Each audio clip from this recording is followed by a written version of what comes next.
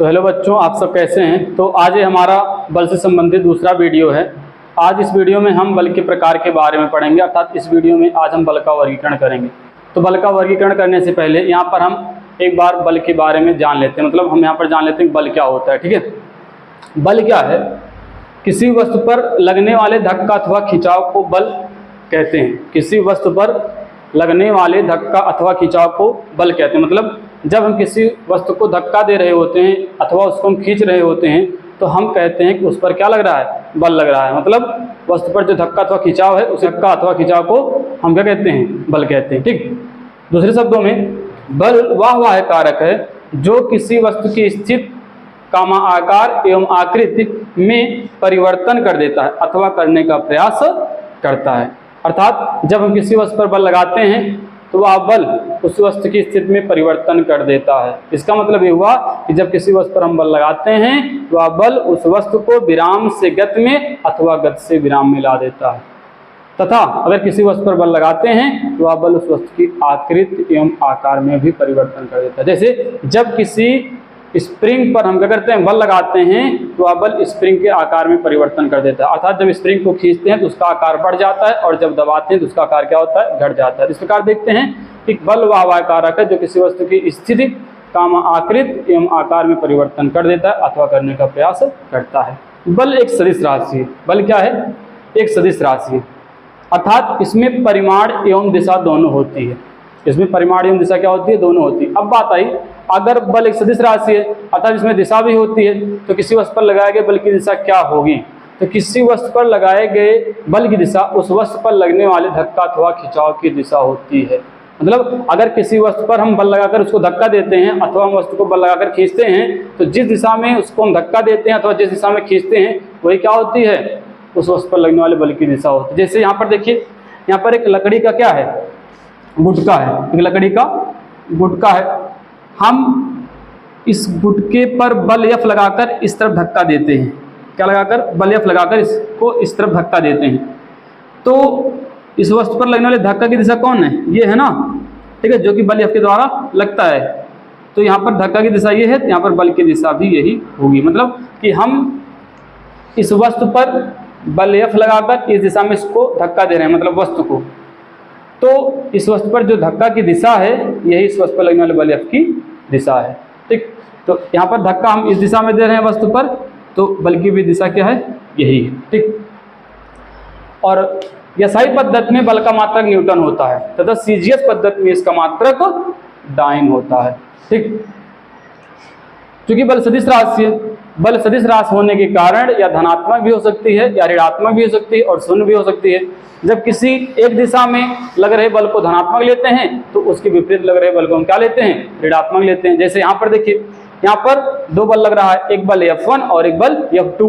बल F1 जो है इस दिशा में कार्य कर रहा है और बल F2 जो है इस दिशा में कार्य कर रहा है। मतलब इस दिशा में लगने वाले बल को अगर धनात्मक लेंगे तो इस दिशा में लग रहा बल क्या होगा? ऋणात्मक होगा। देखिए जैसे यहाँ पर F1 अगर हम +10 लेंगे तो F2 क्या होगा? जो है -10 होगा। तो अब इस वीडियो में हम आगे पढ़ेंगे बल के वर्गीकरण के बारे में। तो हमने बल के बारे में जान लिया बल क्या होता है, ठीक है, और बल को हम किस में मापते हैं, मतलब बल को हम न्यूटन में मापते हैं। ठीक है, तो अब आगे हम पढ़ते हैं बल के प्रकार के बारे में। किसी वस्तु पर लगने वाले बल का वर्गीकरण हम दो आधार पर करते हैं। किसी वस्तु पर लगने वाले या कार्य करने वाले बल का वर्गीकरण हम दो आधार पर करते हैं। पहला क्या कि वस्तु पर लग रहे दो या दो से अधिक बलों के परिणामी के आधार पर। मतलब जब किसी वस्तु पर दो या दो से अधिक बल लग रहे हों तो उन बलों के परिणामी के आधार पर, अर्थात उनका परिणामी क्या होगा? शून्य होगा, धनात्मक होगा, ऋणात्मक होगा, इसके आधार पर। ठीक है, दूसरा किन्हीं दो वस्तुओं के बीच बल उनके संपर्क में आने पर कार्य करता है या बिना संपर्क में आए। मतलब दूसरा आधार क्या है? दूसरा आधार ये है कि किन्हीं दो वस्तुओं के बीच जो बल कार्य करता है वो वस्तुओं के संपर्क में आने पर कार्य करता है कि वस्तुओं के बिना संपर्क में आए कार्य करता है, इसके आधार पर। ठीक है, तो जब किसी वस्तु पर दो या दो से अधिक बल लग रहे हों, जब किसी वस्तु पर दो या दो से अधिक बल लग रहे हों तो उन बलों के परिणामी के आधार पर हम बल को दो भागों में बांटते हैं। पहला संतुलित बल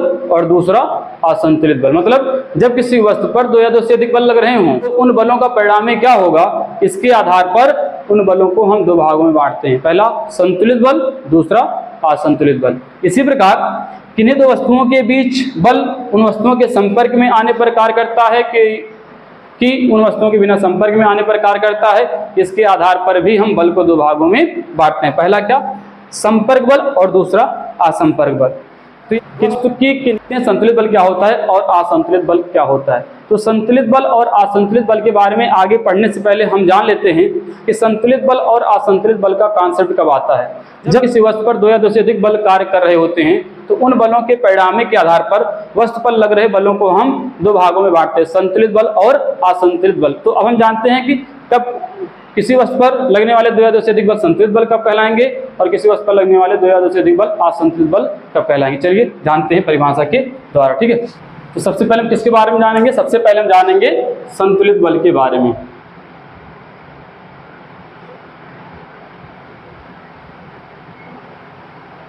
संतुलित बल, ठीक।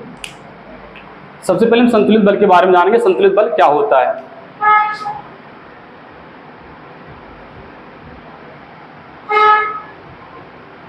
यदि किसी वस्तु पर कार्य करने वाले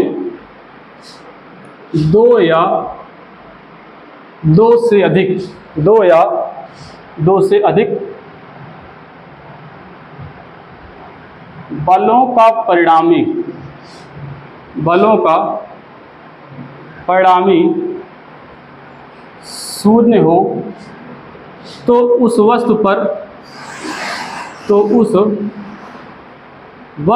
शून्य हो तो उस वस्तु पर लगने वाले बल संतुलित बल कहलाते हैं।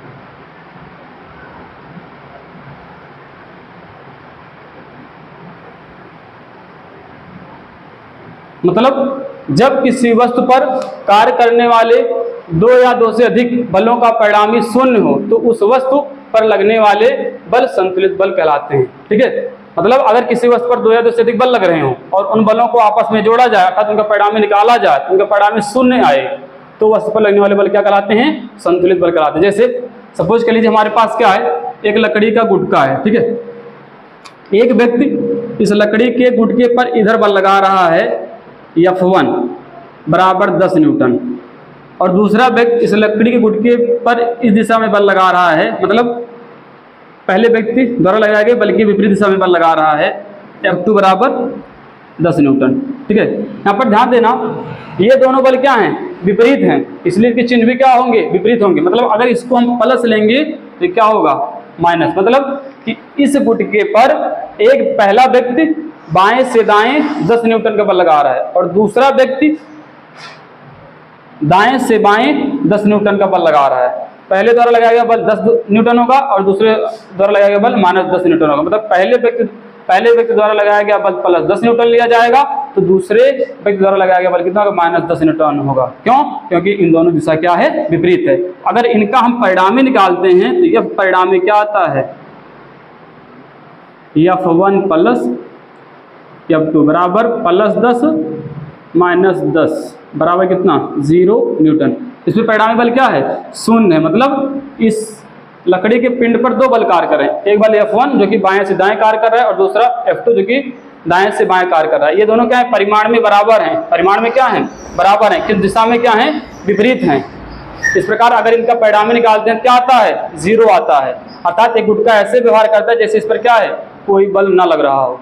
तो ये इस पर लगने वाले बल क्या है, संतुलित बल है, ठीक। संतुलित बल के अन्य उदाहरण जैसे मेज पर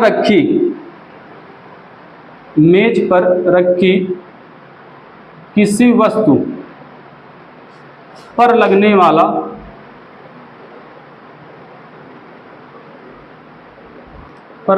बल। मतलब जब कोई पुस्तक, यहाँ पर पुस्तक कर लीजिए, जब कोई पुस्तक मेज पर रखी गई होती है तो उस पर दो बल कार्य करते हैं। पहला, पृथ्वी द्वारा पुस्तक पर नीचे की ओर लगने वाला गुरुत्व बल अर्थात पुस्तक का भार। दूसरा, मेज की सतह द्वारा पृथ्वी पर ऊपर की ओर लगने वाला अभिलंब प्रतिक्रिया बल R। मतलब कि जब किसी मेज पर, ठीक, एक पुस्तक को रखा गया होता है, ये क्या है, पुस्तक, इस पर दो बल कार्य करता है। एक पृथ्वी का गुरुत्व बल mg नीचे की ओर, अर्थात पुस्तक का भार mg नीचे की ओर, दूसरा मेज द्वारा पुस्तक पर लगने वाला अभिलंब प्रतिक्रिया बल r, ठीक है। यहाँ पर ये दोनों परिमाण में बराबर होते हैं, अर्थात अगर mg का मान 10 न्यूटन है तो r का मान भी क्या होगा, 10 न्यूटन होगा। लेकिन थोड़ा ध्यान दिया जाए, ये दोनों विपरीत दिशा में हैं, अर्थात अगर इसको हम प्लस लेंगे तो क्या हो जाएगा, माइनस, और यदि इनका परिणामी हम निकालेंगे r प्लस mg बराबर +10 -10 बराबर कितना आ जाएगा हमारा, 0 न्यूटन आएगा। अर्थात जब कोई पुस्तक मेज पर रखी गई होती है उस पर दो बल लग रहे होते हैं, पहला पृथ्वी द्वारा उस पर लगने वाले गुरुत्व बल, अर्थात पुस्तक का भार जो कि नीचे की ओर कार्य कर रहा होता है, दूसरा मेज की सतह द्वारा ऊपर की ओर लगने वाला अभिलंब प्रतिक्रिया बल r जो कि ऊपर की ओर कार्य कर रहा होता है। दोनों परिमाण में बराबर होते हैं किंतु दिशा में विपरीत होते हैं, ठीक है। अर्थात अगर ये वाला +10 होगा तो ये वाला कितना होगा, -10, और इनका जब परिणामी निकालते हैं क्या आता है, 0 आता है। इस प्रकार मेज पर रखी पुस्तक पर लगने वाले बल क्या है, संतुलित बल है। इसी प्रकार रस्साकसी के खेल में, किसी खेल में, रस्साकसी के खेल में, ठीक है। पहले हम जान लेते हैं रस्साकसी का खेल क्या होता है। रस्साकसी के खेल में क्या होता है, एक रस्सी होती है, ठीक, और दो टीमें होती हैं, एक टीम इधर होती है और दूसरी टीम इधर होती है, ठीक। ये टीम रस्सी के सिरे ए को पकड़ लेती है और ये वाली टीम रस्सी के सिरे बी को पकड़ लेती है। दोनों टीमें रस्सी को अपनी ओर खींचती हैं। जब दोनों टीमें क्या करती हैं, इस पर बराबर बल लगाती है, ये भी 10 न्यूटन का और ये भी 10 न्यूटन का, किंतु विपरीत दिशा में, ये इधर बल लगा रही है और ये इधर बल लगा रही है, तो क्या होता है, तो इन दोनों द्वारा लगाए गए बल का परिणामी क्या आता है, 0 आता है। क्यों, क्योंकि अगर इस दिशा में लग रहे बल को हम धनात्मक लेंगे तो इस दिशा में लग रहे बल को क्या लेंगे, ऋणात्मक। तो अगर इनका परिणामी निकालेंगे तो यह प्लस है बराबर हमारा हो जाएगा +10 -10 बराबर कितना, 0 न्यूटन। मतलब ये रस्सी ऐसा व्यवहार करेगा जैसे कि इस पर कोई बल ना लग रहा हो। इस स्थिति में इस पर लगने वाला बल क्या होगा, संतुलित बल होगा, और ये रस्सी ना तो इधर जाएगी और ना तो इधर जाएगी, मतलब यही स्थिति में रुकी रहेगी। इस प्रकार हम देखते हैं कि जब कोई पुस्तक मेज पर रखी गई होती है तो उस पर लगने वाले बल संतुलित बल होते हैं। इसी प्रकार रस्साकसी के खेल में जब दोनों टीमें रस्सी पर बराबर बल लगाती हैं तो रस्सी पर लगने वाले बल क्या होते हैं, संतुलित बल कहलाते हैं। इसी प्रकार जब कोई कार रोड पर क्या होती है, एक समान वेग से गतिमान होती है तो उस पर लगने वाले बल क्या होते हैं, संतुलित बल होते हैं। अब हम देखते हैं कि जब कोई कार रोड पर एक समान वेग से गतिमान होती है उस पर कितना बल कार्य करते हैं। पहला, कार पर इंजन द्वारा आगे की ओर लगने वाला बल, दूसरा कार के टायर्स और रोड के बीच पीछे की ओर लगने वाला घर्षण बल। ये दोनों क्या होते हैं, जब कार एक समान चाल से चल रही होती है तो ये दोनों क्या होते हैं, परिमाण में बराबर होते हैं। अर्थात अगर ये 10 न्यूटन होगा तो ये भी कितना होगा, 10 न्यूटन होगा, किंतु दिशा में क्या होते हैं, विपरीत होते हैं। अर्थात ये आगे की ओर है तो क्या है, पीछे की ओर है। मतलब अगर इसको प्लस लेंगे तो इसको क्या लेंगे, माइनस, और यदि इन दोनों को जोड़ेंगे या फिर इंजन प्लस या फिर घर्षण तो ये कितना आ जाएगा हमारा, ये माइनस लिया गया है तो +10 इंजन का +10 है और घर्षण कितना है, -10 बराबर कितना आएगा, 0 न्यूटन। मतलब इस कार पर लग रहा बल क्या होगा, 0 न्यूटन होगा। अर्थात इस पर लगने वाले दोनों बल क्या होंगे, संतुलित बल होंगे, और ये कार क्या होगी, ऐसे व्यवहार करेगी जैसे इस पर कोई बाह्य बल न लगा हो, अर्थात ये अपने वेग से लगातार चलती रहेगी, ठीक है। तो ये हमारे संतुलित बल के उदाहरण थे। अब जानते हैं असंतुलित बल क्या कहलाता है। असंतुलित बल, यदि किसी वस्तु पर कार्य करने वाले 2 या 2 से अधिक बलों का परिणामी 0 ना हो, अर्थात धनात्मक आए ऋणात्मक आए, तो उस वस्तु पर लगने वाले बल असंतुलित बल कहलाते हैं। क्या कहलाते हैं, असंतुलित बल कहलाते हैं। मतलब जब किसी वस्तु पर 2 या 2 से अधिक बल लग रहा हो और उन बलों का परिणाम में क्या हो, 0 ना हो, तो उस वस्तु पर लगने वाले बल कौन से बल कहलाएंगे, असंतुलित बल कहलाएंगे। जैसे सपोज कर लीजिए क्या है, लकड़ी का गुटका है, ठीक है। एक व्यक्ति इस लकड़ी के गुटके पर बाएं से दाएं ओर F1 बराबर लगाता है 10 न्यूटन का बल, और वहीं पर इसी लकड़ी के गुटके पर दूसरा व्यक्ति दाएं से बाएं F2 लगाता है F2 लगाता है 5 न्यूटन का। अगर थोड़ा ध्यान दीजिए, ये दोनों बल क्या हैं, परिमाण में बराबर नहीं है किंतु दिशा में क्या है, विपरीत है। अर्थात अगर इसको हम +10 लेंगे तो ये वाला कितना होगा -10। अगर अब हम इन दोनों का परिणामी निकालें तो F1 प्लस F2 बराबर कितना हो जाएगा हमारा +10 -5 बराबर आएगा हमारा +5 न्यूटन, क्योंकि 10 में से 5 गया 5 +5 न्यूटन। अब इस पर क्या है, अब इस पर लगने वाला बल क्या है, परिणामी बल, मतलब ये परिणामी शून्य नहीं आ रहा है, कितना आ रहा है +5 न्यूटन आ रहा है, मतलब +5 न्यूटन मतलब F1 की दिशा में 5 न्यूटन। मतलब अब ये कुछ ऐसे व्यवहार करेगा, ये परिणामी बराबर 5 न्यूटन, मतलब अभी ऐसे व्यवहार करेगा जैसे कि इस पर क्या है 5 न्यूटन का बल लगा हो, और किस दिशा में, बल F1 की दिशा में, अर्थात बाएं से दाएं ओर। और ये इस बल के प्रभाव में क्या होगा, आगे की ओर गति करना प्रारंभ कर देगा। मतलब जब किसी वस्तु पर असंतुलित बल लगता है तो वह वस्तु अपनी स्थिति में परिवर्तन कर लेता है, अर्थात वस्तु की स्थिति में परिवर्तन हो जाता है। अर्थात अगर वो विराम में, विराम से गति में आ जाएगी, और गति में है, गति से विराम में आ जाएगी। ठीक है, मतलब जितनी भी वस्तुएं गतिशील होती हैं आसमान वेग से, उन सभी वस्तुओं पर क्या होता है, असंतुलित बल लग रहा होता है। क्योंकि असंतुलित बल किसी वस्तु की स्थिति में परिवर्तन कर देता है, अर्थात उसके वेग को या तो बढ़ा देगा या तो घटा देगा, अर्थात उसको विराम से गति में ला देगा या गति से विराम में ला देगा। ठीक, तो अब आगे हम पढ़ते हैं जो है असंतुलित बल के अन्य उदाहरण। असंतुलित बल के अन्य उदाहरण जैसे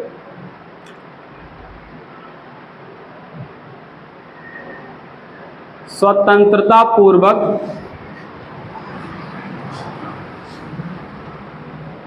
पृथ्वी की ओर गिरती हुई किसी वस्तु पर लगने वाला बल। जब कोई वस्तु स्वतंत्रता पूर्वक पृथ्वी की ओर गिरती है तो उस पर लगने वाला बल क्या होता है, असंतुलित बल होता है। क्योंकि जब कोई वस्तु पृथ्वी की ओर स्वतंत्रता पूर्वक गिरती है तो उसका वेग लगातार बढ़ता जाता है, मतलब उस पर लगने वाले बल क्या होते हैं, असंतुलित बल होते हैं। चलिए देखते हैं कि जब कोई पिंड पृथ्वी की ओर स्वतंत्रता पूर्वक गति करता है तो उस पर कौन कौन से बल लग रहे होते हैं। सपोज के लिए पृथ्वी है और ये क्या है, छत है। ठीक है, एक व्यक्ति क्या करता है, छत पर एक गेंद को या पत्थर के टुकड़े को ले जाकर पकड़े रहता है। इस स्थिति में इस पे दो बल कार्य कर रहे हैं, एक पृथ्वी द्वारा इस पर लगने वाला गुरुत्व बल mg अर्थात इसका भार नीचे की ओर, दूसरा इस व्यक्ति के हाथ द्वारा ऊपर की ओर लगने वाला प्रतिक्रिया बल, अभिलंब प्रतिक्रिया बल r। शुरू में क्या होते हैं, mg और r, अर्थात इस पत्थर पर पृथ्वी द्वारा लगने वाला गुरुत्व बल mg नीचे की ओर और व्यक्ति के हाथ द्वारा ऊपर की ओर लगने वाला अभिलंब प्रतिक्रिया बल r, दोनों परिमाण में क्या होते हैं, बराबर और विपरीत होते हैं। और इस पर लगने वाला बल क्या होता है, परिणामी शून्य होता है, अर्थात इस पर लगने वाले बल क्या होते हैं, संतुलित बल होते हैं। लेकिन जैसे ही ये व्यक्ति क्या करता है, इस पत्थर को अपने हाथ से छोड़ता है, तुरंत के तुरंत क्या होता है, इस पत्थर पर ऊपर की ओर लगने वाला अभिलंब प्रतिक्रिया बल क्या होता है, समाप्त हो जाता है। अब इस पर केवल और केवल नीचे की ओर कितना, इसके भार के बराबर बल अर्थात गुरुत्व बल Fg बराबर mg नीचे की ओर कार्य करता है। अब इस पर केवल बल नीचे की ओर कार्य कर रहा है, मतलब इस पर लगने वाला बल क्या है, परिणामी शून्य नहीं है, अब वो गुरुत्व बल के बराबर है। तो इसी गुरुत्व बल के प्रभाव में क्या होता है, नीचे की ओर लगातार गति करता रहता है और उसका वेग क्या होता है, बढ़ता रहता है। ठीक है, मतलब जैसे जैसे पिंड नीचे आता है वैसे इसका वेग क्या होता है, बढ़ रहा होता है। इस पर लगने वाला बल क्या होता है, असंतुलित बल होता है। इसी प्रकार अगर कोई भी वस्तु गति कर रही हो, अगर उसकी गति में परिवर्तन हो रहा था तो उसका वेग या तो बढ़ रहा हो या तो घट रहा हो, तो उस पर लगने वाला बल क्या होगा, असंतुलित बल होगा।